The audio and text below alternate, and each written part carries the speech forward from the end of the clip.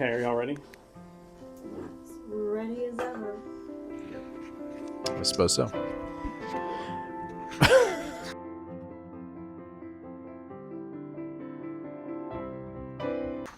Welcome to the CAPS social media page. Instagram is probably where we're at. Today I'm sitting with Elizabeth and Connor, two of our counselors here at CAPS. With the holidays coming up, there's surely to be stress and some angst that folks feel, seeing family again, all that fun stuff. So today what we're going to do, I'm going to be like a student, or just someone who's maybe nervous about going back home for the holidays. Some things have changed my life. Not going to ad-lib it. We have questions here. That's what we're going to do. But we're just going to go through some scenarios that maybe people would experience and how we can process that. So my first question for our counselors here is, so I'm stressed out. The holidays are expensive and it's going to be hard to be spending money. College has been a lot more expensive than I thought it would be. I just don't feel that great about having to spend more money for gifts or travel. And I feel like there's a lot of onus to do that. I want to participate. I want to be part of it, but like, is that okay? Like, how can I process that? Yeah, it's certainly okay, Austin. Sorry to hear, first of all, that you're stressing about money, but it's certainly okay to be stressed about money. Money is stressful. And when it comes to gifts, at least, it's worth remembering that the value of the gift is not determined by how much you spent on the gift. It's not the Michael Scott school of gift giving. It's not about how much money you put on it. There are lots of creative ways to give a good gift that isn't an expensive gift. You could create something for somebody. If you have creative or artistic or craft skills, you can find something that's really meaningful to the person that doesn't cost a lot of money. And the person's going to appreciate that more than an expensive gift that isn't very meaningful. You can offer to do an activity together, like give the gift of going for a hike with somebody that they've always really wanted to do, or go for an experience. But there are a lot of ways that you can take a realistic look at how much money you can spend and spend within your budget and still give a meaningful gift. Yeah, I agree with what Connor was saying. There are a lot of different alternatives that you can use, and really part of it's going to be about setting boundaries about your resources with people.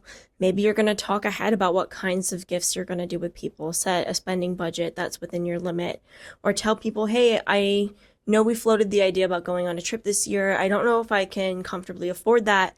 Can we do something locally instead? Because I really want to see you.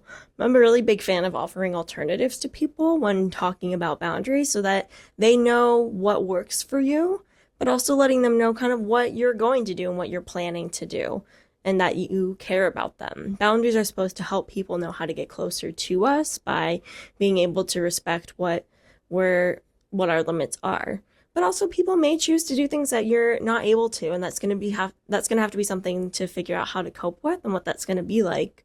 For example, if all of your friends want to go out to like the ice skating thing at T-Mobile that they do every year and it's too expensive for you, maybe saying like, oh, I'm going to meet up with you for drinks after, or something else that feels good to you, and what can you do in your own spare time while they're doing that. That's going to be okay. People are going to unfortunately choose to do what works for them, and that's not always the same for us. But you do have the choice and power over what actions you get to do, including how you spend your money and where you spend it. Most friends don't love you because of your money. They love you because they love spending time with you. Yeah. And you can always find ways to spend time, to your point, Elizabeth. If you can't make it to T-Mobile Park, maybe you can find a different way to go ice skating or a different way to spend time. Absolutely. I never give my friends money and they still love me. But from a clinical perspective, thank you both, first of all, for that. Great advice for our students or anyone else listening. But no, I mean, I think just even like personally can attest to it. I'm sure you guys as well, that I think I remember a lot more like the times I spent with people. than any like specific gifts or things like that. Or even like really, really good low cost gifts that I recommend to people is just finding like a cherished photo with someone. And then just, putting it in just a basic frame, providing that, again, whether it's spending time with people like in the moment or kind of like appreciating those times that you have spent together, really goes a long way to the heart. So, would you guys have anything else you want to chime in before we wrap up this question?